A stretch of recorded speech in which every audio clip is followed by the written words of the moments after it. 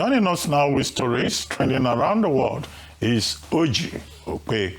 Good morning, Oji. Good morning, Dr. Abati. How are you this morning? Good morning, Ayo. Good morning. Good morning. Are you guys matching? Is it from the same designer, the bow ties? Ashoke. Bow tie and pocket Is it? square. Yeah. Tell me now. You know I love fashion. How are you this morning? Yeah. What is happening? Inside baseball now. Inside baseball. Oh, well, all right. Well, fantastic. We had fun yesterday, Ayo. Congratulations. Happy Women's Day. Happy International Women's Day. Well, all right. Well, good morning to you, viewers. Let's begin what's trending with the most talked about story on social media over the weekend, generating significant reactions across Nigeria. President Bwala, Tinubu's special advisor on policy communication, Daniel Bwala, was caught in a web of lies on Al Jazeera's head-to-head program hosted by Mehdi Hasan in an episode titled Nigeria, Renewed Hope or Hopelessness. Hassan presented Bwala with his own statements from 2023 when he was a spokesperson for Atiku Abubakar, including allegations of corruption, vote buying via bullion vans, militia creation, and death threats from Tinubu's camp.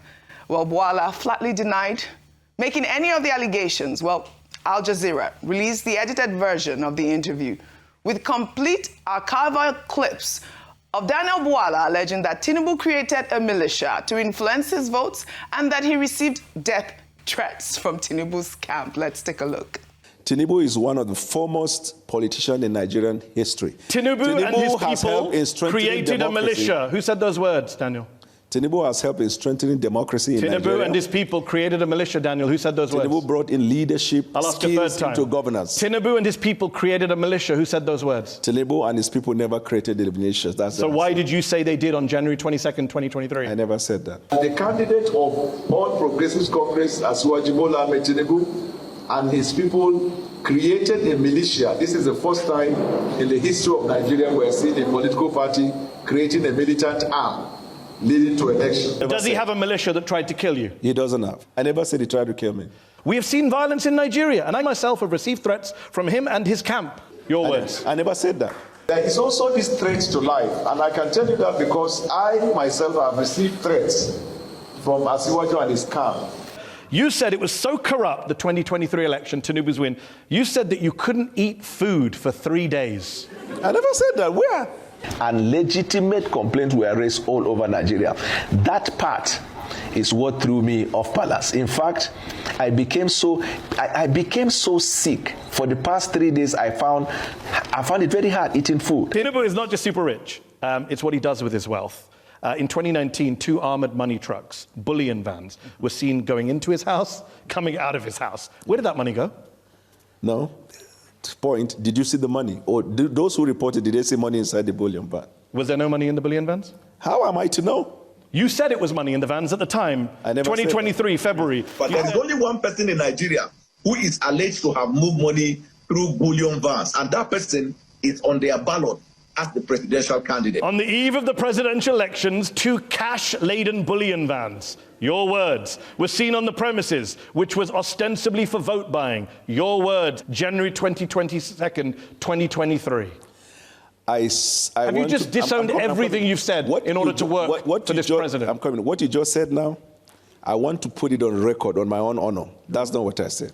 Well, in a post-interview statement, Bwala accused Hassan of opposition research-style journalism, insisting his earlier remarks were simply the job of opposition. And I'll read Daniel Bwala's statement in part. He wrote, "When I signed on the privileged job granted to me by Mr. President, I was well aware of its implications.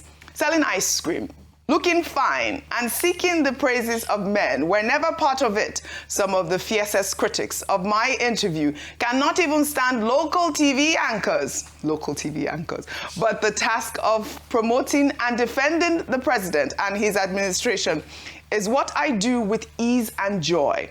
Head to Head contacted me requesting an interview, stating that they wanted to challenge our government on security, the economy, and corruption. Nowhere in our almost 6 months of communication did they mention that they were going to challenge my past. If that had been their plan, ethically and professionally, they were supposed to inform me so I could prepare my response. But that's okay. Ethically, that's on them, not on me. I refuse to swallow the pill of Mehdi's opposition research-style journalism. And even today, if you carefully compare what he read as quotes from organizations and groups, you will see that many were inaccurate and some were outright fake news. But I will leave that for another day. As for what I said about President Tinubu in the past, I am glad those were things I said when I was in the opposition, saddled with such zeal. It is all politics. Half of Donald Trump's cabinet is made up of people who once spoke against him. And quite a number of people in our own cabinet also spoke against President Tinubu in the past. Those things do not bother him if you care to know. Of course, Rufai, you know that Nigerians are not buying it. And, you know, social media has made sure of that. The clips are damning. And the phrase, "I never said that," is now a punchline across the country. And I'll take Gray's tweet. He wrote, "Daniel Bwala, this isn't a press statement. It is a confession of moral bankruptcy. By saying your past attacks on Tinubu were just politics, you admit you were either a liar then or you are a hired gun now. Which is it? Principles aren't a jacket you change because the weather in the State House is nicer. You're upset Mehdi Hasan didn't warn you. He bring up your own words, bro. An intellectual doesn't need a script to defend his character unless that character is a fiction. We already know your 2027 script. When this administration ends, you'll be back on TV saying, "I was just doing my job," while pivoting to the next bidder. You aren't defending the government. You are defending your paycheck. You didn't go to head to represent Nigeria. You went there to audition for a man whose values loyalty over truth. You claim you have brave defense, but all we saw was a man drowning in his own archives. This is another post on X from George. I believe he's from Ghana. He wrote, "I watched this interview of the Nigerian politician with Mehdi Hasan on Al Jazeera, and all I can say is sorry to our Nigerian friends.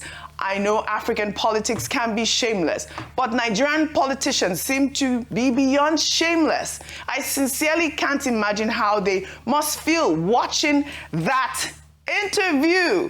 Well, you know what? Daniel Bwala has now released a clip which fact checks key moments from the interview, debunking some of Hassan's claims as well as on Nigeria. Let's take a look. Nigeria is a proud, sovereign, independent nation, a powerhouse in Africa. So why did you just let Donald Trump and the United States bomb your country on Christmas Day? The United States government did not bomb our country. The decision by the U.S. government was anchored on the intelligence sharing between Nigeria and the United States and the agreement on the operation.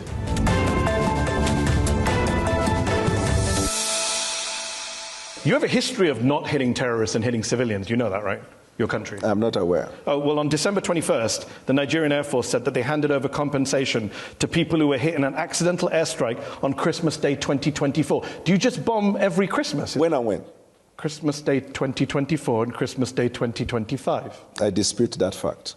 We'll take it up with the Nigerian Air Force. President Tinubu said in August, there is no more corruption in Nigeria. That's a ridiculous thing to say, is it not? We investigate any case of corruption, not just in the defense, but anywhere in government. This administration has had lots of people who are in government, either sacked or investigated and being prosecuted. The resolve of our administration in dealing with corruption is obvious. Why did he say there's no more corruption? You probably read him out of context. No, I didn't. No, read exactly what he said. You're cherry picking.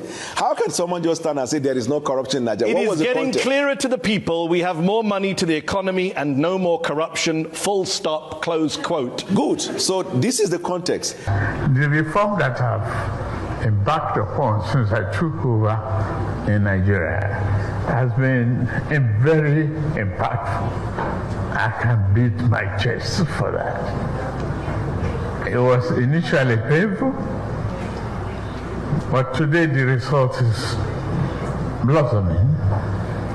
It's getting clearer to the people. We have more money to the economy, no more corruption. This is terrorist scum. Right. And every camp got decimated. But a lot of investigative reporting on the ground shows that few, if any, combatants were killed. Some bombs landed in empty fields. A local leader in one of the districts said, the same militants we knew are still there, loitering around our communities. No, there were killings of terrorists. That's not what local leaders So are I saying. can call local television that testified. Arise News did, Channels Television did. To ISIS and other terror groups in the Sahel. It is to eliminate these terrorists that the United States fired several missiles at Tangaza on Christmas Day. These exclusive drone images taken after the strike show the terrorist valley hideouts in Kawuri Kandam and Malgam. Both communities have been cordoned by security operatives who are presently undertaking clearance operations within the vicinity. Our export production capacity has gone up. Our naira is strengthened. We have provided opportunities for families who could not afford to send their kids to school to access grant and go and have their education, cost of fee, tuition fee, as well as the cost of living. You mentioned school. 20,000 schools in Nigeria have been shut in the last few months because of these kidnappings. Came into Why politics. did Deloitte say they have no record of him working? You remember he was a senator. Tunde, why does Deloitte say they have no record of the man working for them? That is not the right thing. Waiting patiently As a fact check, Deloitte denied that they said he never worked for them. The Deloitte trained me as an accounting firm. No one has attested to my record, a standing record. I got to the pinnacle of my career in the private sector. Who among them can brag about? All right, Rufai, over to you. See, I don't have anything against people doing their job when in opposition. But when you're going to do it with facts. The problem with Bwala is there were lots of embellishments while I was in opposition. And when you do embellishments, when they say eat your word back, because those words were not based on facts, then you start to run away from them. An instance, do you know that Frank Tribal issued a statement yesterday as regards the Tinubu wanted to use militia to hurt us thing, death threats on my life? Frank Tribal said that when he was in their campaign, Bwala did say that they should issue that statement, spinning it, and they told him that they don't want the political theatrics before he still finally went ahead to say it. That was not based on facts. As regards the Deloitte one, the Deloitte one Mehdi was quoting was a response to a subpoena. I can read it for you, I mean, for sake of empirical facts. And, okay. So, however, in response to a subpoena around September 2022 seeking blah, blah, blah, Deloitte responded in a letter, September 20, 2022, saying that we have no records that the president is in our system, and as such, we have no employment records for them. Because Bwala came back to fact-check him and said it was wrong. Thirdly, like I said, Mehdi didn't even do his job well because there was so much. How will he explain, even if you give Tinubu 30 years, nothing will work? Then he goes on and on and on and on like that. And that's why I see, now people are doing opposition. Stick to the facts. Empirical facts. And the question also, and that's why I'm not surprised. You see, because, and I don't like it to be about myself, but when he came here that day, this was the same question we posed at him. That some of his supporters were deceiving him and saying, yes, he answered if I back. Because we said you have no integrity. Because these were the things you said, and now you're saying it's in opposition. Politics does not mean you lie. So does it mean that you were telling porkies to the people you were telling those things to? This was the same you that came out to say Tinubu didn't do anything in Lagos, he collected a tax. The last point I want to make, based on all his fact check, is just cherry picking, and the cherry picking are never based on empiricals. Because that video, the verbatim point Mehdi made, that the president said there was no corruption. Yes, there was no corruption. Yes, they've been able to now, because it was a day after, they now retracted by saying there was a contest to the matter, that they were talking about the oil sector, no corruption in the oil sector. Let's even press it further. No corruption in the oil sector. Wasn't the regulator in the oil sector sacked because Dangote, a player in the oil sector, brought about allegations that he funded school of his children above his pay grade. Yeah. Till today, they killed that Farouk case. No investigation. No investigation, nothing, because he's been taken away. So when you say, oh, the context was there was no corruption in the oil sector, what was that? All right. So you see all of these things, it just shows that we should be careful. We should be able to have a strong level of conviction and all of that.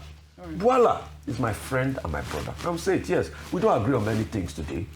You get, tomorrow, I will keep speaking on my side. We might agree on some things. We will still talk again.